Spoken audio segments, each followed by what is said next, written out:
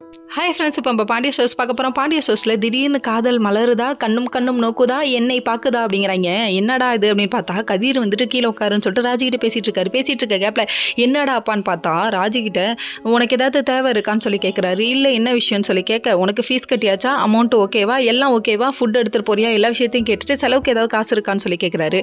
காசு வேணுமான்னு சொல்லி கேட்க, இல்லை வேணாம் அப்படின்னு சொல்லிட்டாங்க. எனக்கு என்ன செலவு இருக்க போகுது, அப்படியே இருந்தாலும் நான் பார்த்துக்கிறேன்னு சொல்லிட்டாங்க. நான் பார்த்துக்கிறேன் என்ன அர்த்தம் அப்படின்னு சொல்லி அவங்க கேட்க, அதாவது டியூஷனுக்கு போகிற விஷயத்தை அப்படியே கமுக்கமாக மறைச்சிட்டாங்க. ஐயோ மாட்டிக்கிட்டேனோ அப்படின்னு சொல்லிட்டு மறைச்சிட்டாங்க.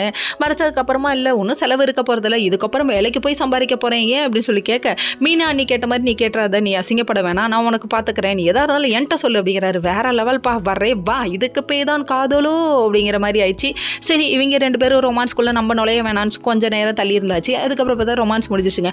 இங்கே ஒரு பக்கம் வந்துட்டு சரவணன் வந்து ஒரு வழியாக ஹோட்டலுக்கு போயிட்டாருங்க. ஹோட்டலுக்கு போயிட்டு ரூம் எல்லாம் புக் பண்ணியாச்சுங்க. உள்ளே போகலாமா, கீழே கொடுங்கன்னு சொல்லி கேட்டால் 21,000 காசு கொடுப்பாங்கிறாங்க. ஐயோயோன்னு நெஞ்சடைச்சு போச்சு அவங்களுக்கு. உடனே நம்ம தங்கமயில அவங்க அம்மாவுக்கு ஃபோன் பண்ணி விஷயத்த சொல்ல, ஐயோயோ 21,000 மாடி, நான் இது தெரியாமல் அவங்கள சொல்லிட்டேன்டி அப்படிங்குது. உங்கள் அம்மா பேச்ச கேளு, வாழ்க்கையில் நல்லா உருப்பிடு அப்படிங்கிற மாதிரி தான் இருக்குது. இப்படி தான் நாட்டில் முக்கால்வாசி பெண்கள் ஹஸ்பண்டை விட்டு பிரிஞ்சிருக்கிறதுக்கு காரணமே அவங்க அம்மா தான் அப்படிங்கிற மாதிரி ஆயிடுச்சு. அதுக்கப்புறம் இதெல்லாம் ஒரு பக்கம் இருந்தாலும் நல்ல அட்வைஸை கொடுக்கறத விட்டுட்டு இந்த அம்மா இப்படி கெடுத்து விட்டுருச்சு அப்படிங்கிற மாதிரி ஆயிடுச்சு. சரவணன் ஒரு பக்கம் ஏன் தங்கமயில இப்படி பண்ண, பார்க்காம எதுக்கு புக் பண்ண, அப்பயும் வீட்டில் உள்ள எல்லாரும் கேட்டோம்ல ஏன் இப்படி பண்ண அப்படி சொல்லி விஷயத்த சொல்கிறாரு. சொன்னதுக்கப்புறம் கோவப்படாதீங்கன்னு சொல்லியாச்சு.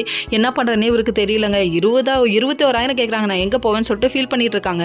ஓகே ஃப்ரெண்ட்ஸ், நெக்ஸ்ட் வீடியோவில்